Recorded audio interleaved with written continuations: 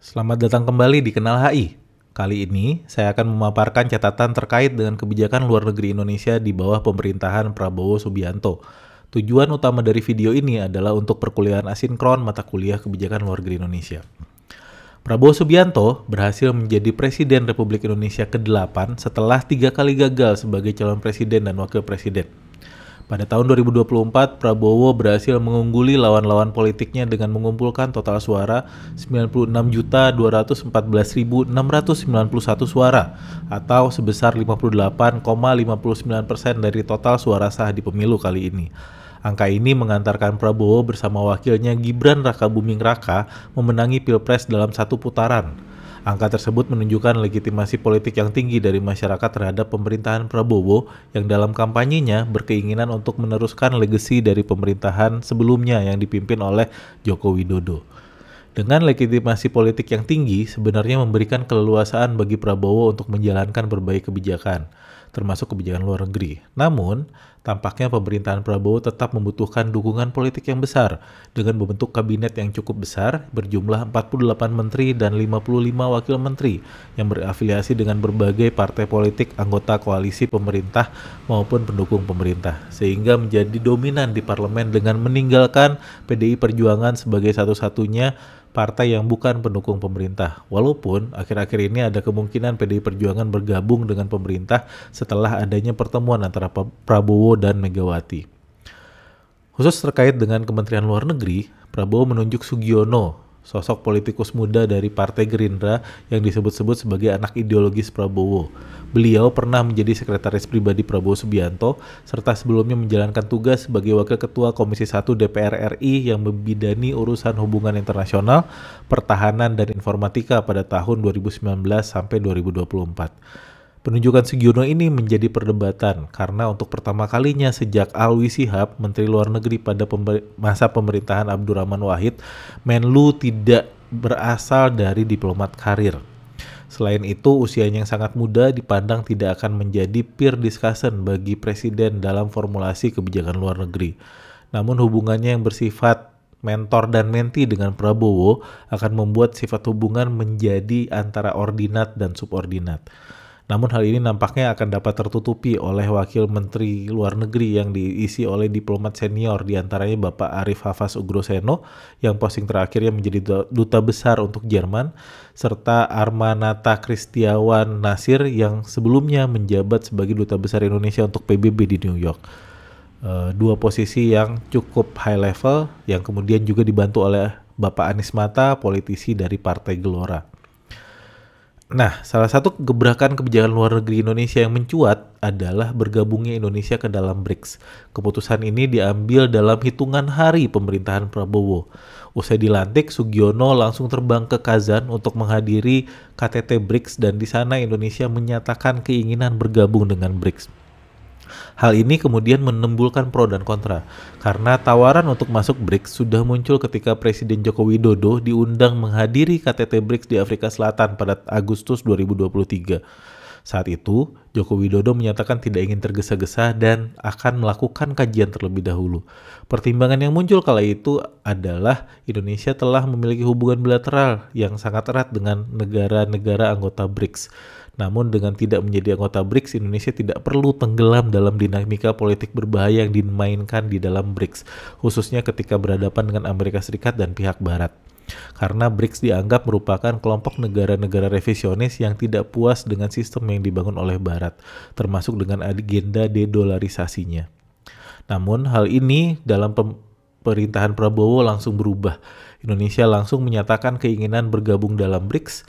Alasan yang dikemukakan pada saat itu adalah ingin menyuarakan suara-suara negara-negara Global South, negara-negara berkembang yang berada di belahan bumi bagian selatan, sebagai wujud kebijakan bebas aktif serta menyeimbangkan kedekatan dengan Barat.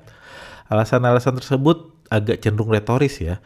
Kenapa? Karena terkait dengan Global South, tahun ini merupakan peringatan 70 tahun Konferensi Asia Afrika yang waktu itu dilaksanakan pada tahun 1955, di mana Indonesia sebagai salah satu penggagasnya dengan catatan historis Dasar-Sila Bandung sebagai pemersatu negara-negara berkembang. KAA pada hari ini bisa dikatakan merupakan representasi dari Global South. Nah, terkait dengan hal ini, Kementerian Luar Negeri menyatakan per Maret 2025 kemarin tidak akan ada event besar peringatan 70 tahun KAA. Hal ini kemudian bisa mempertanyakan lagi komitmen Indonesia terkait dengan suara dari Global South. Sedangkan pada sisi lain, menyangkut keinginan menyeimbangkan kedekatan dengan Barat, dalam beberapa tahun terakhir, Indonesia sangat dekat dengan China di bidang ekonomi. China telah menjadi mitra dagang dan sumber investasi Indonesia, bahkan perdagangan Indonesia dengan China jumlahnya defisit, di mana jumlah impor kita lebih besar dibandingkan jumlah ekspor ke China. Di sisi lain, Amerika Serikat walaupun tetap merupakan mitra dagang kedua terbesar bagi Indonesia, namun volume perdagangan kita surplus, di mana artinya kita tidak terlalu banyak membeli komoditas dari Amerika Serikat. Di sisi lain, hubungan kita dengan Amerika Serikat seakan tidak menjadi perhatian, di mana sejak tahun 2023 kita belum mengisi posisi duta besar di Amerika Serikat, yang terakhir dijabat oleh Bapak Rosan Ruslani sejak tahun 2021. Namun, proses penerimaan Indonesia sebagai anggota BRICS berjalan dengan mulus. Pada Januari 2025, Brazil sebagai chair-nya BRICS mengumumkan Indonesia secara resmi menjadi anggota penuh BRICS. Proses keanggotaan Indonesia ini tergolong cepat dan tidak perlu menjalani status sebagai mitra terlebih dahulu, seperti yang dialami oleh Malaysia, Vietnam, dan Thailand yang saat ini statusnya adalah partner countries dari BRICS. Kebijakan yang condong leaning kepada China semakin nyata terkait dengan kebijakan luar negeri Indonesia yang kedua yang menjadi perdebatan, yaitu ketika melakukan kunjungan kenegaraan pertamanya sebagai presiden ke China. Prabowo menemui Xi Jinping pada November 2024. Dalam kunjungan ini, Indonesia berhasil mendapatkan komitmen investasi dari China sebesar 157 triliun rupiah, serta dukungan pendanaan bagi program makan bergizi gratis yang menjadi flagship kebijakan pemerintahan Prabowo. Namun, yang menjadi perdebatan dalam joint statement antara Indonesia dengan China dituliskan bahwa the two sides reach important common understanding on joint development in areas of overlapping claims. Kata-kata overlapping claims di sini mengacu kepada wilayah di Laut Cina Selatan, khususnya di perairan Natuna.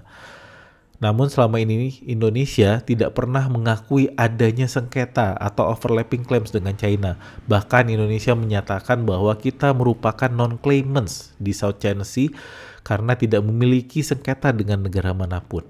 Di sisi lain, China selalu menyatakan memiliki sengketa dengan Indonesia karena mereka mengklaim sebagian wilayah perairan Natuna masuk ke dalam klaim 9 garis putus-putus yang dinyatakan China.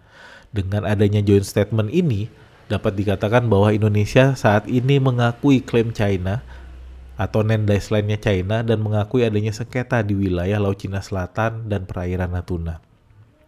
Setelah dari China, kunjungan kenegaraan dilanjutkan oleh Prabowo ke Amerika Serikat. Namun dalam kunjungan kali ini tidak bertemu dengan Presiden terpilih Donald Trump, melainkan bertemu dengan Presiden Biden yang masa pemerintahannya segera habis. Prabowo tidak dapat menemui Donald Trump yang berada di Mar-a-Lago pada waktu itu dan hanya berhasil berbincang melalui sambungan telepon.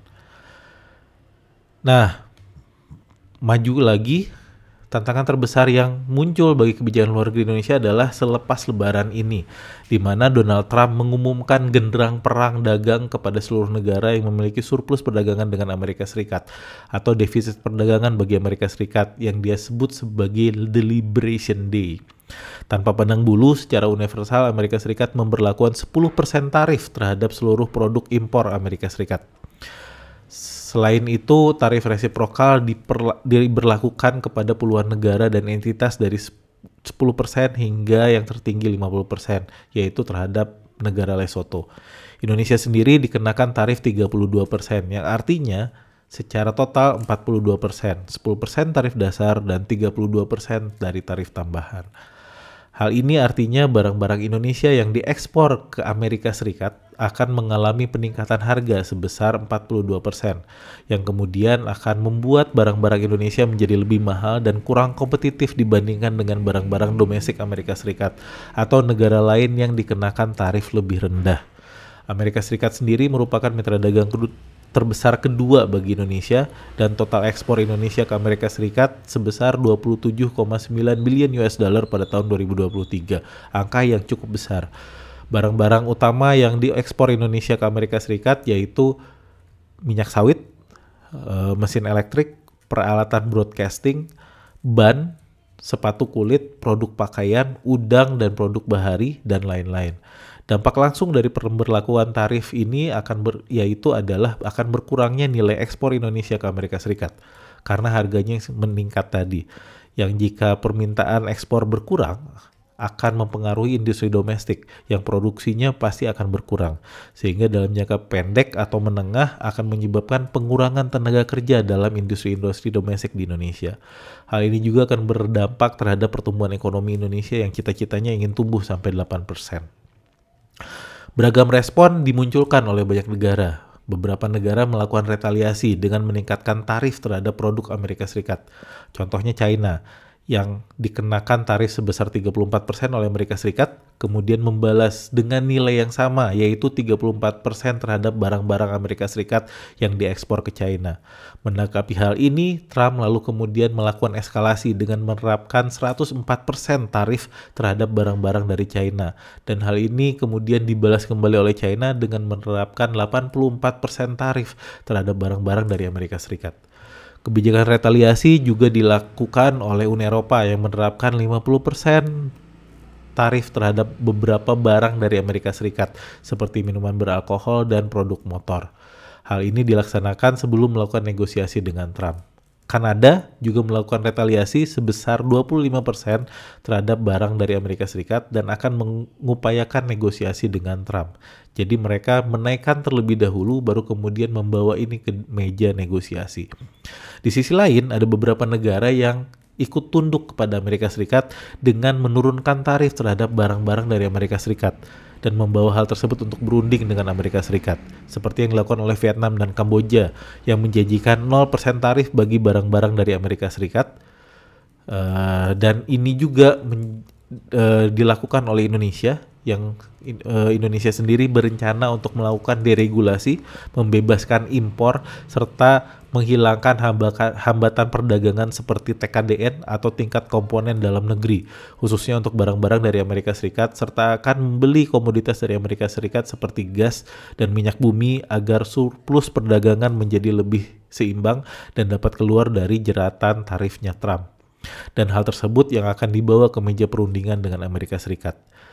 Diklaim oleh Trump, pada saat ini sudah ada 70 negara lebih yang mengantri untuk melakukan negosiasi perdagangan dengan Amerika Serikat. Menurut Anda, kebijakan untuk serving the interest of great power apakah tepat bagi Indonesia untuk survive dalam kondisi yang semakin tidak menentu ini? Atau ada opsi lain agar Indonesia bisa survive? Untuk kelas saya, silahkan berikan pandangan Anda melalui Google Classroom. Untuk pemirsa yang lain, silahkan berikan komentar Anda di video ini. Terima kasih. And I think we're going to do much better than that this time, because this time I'm doing what I want to do with respect to the tariffs. I think we're going to do much better. And don't let some of these politicians go around saying, because I'm telling you, these countries are calling us up, kissing my ass. They are dying to make a deal. Please, sir, make a deal. I'll do anything. I'll do anything, sir. And then I'll see some rebel Republican, some guy that wants to grandstand, say, I think that Congress should take over negotiations. Let me tell you, you don't negotiate like I negotiate.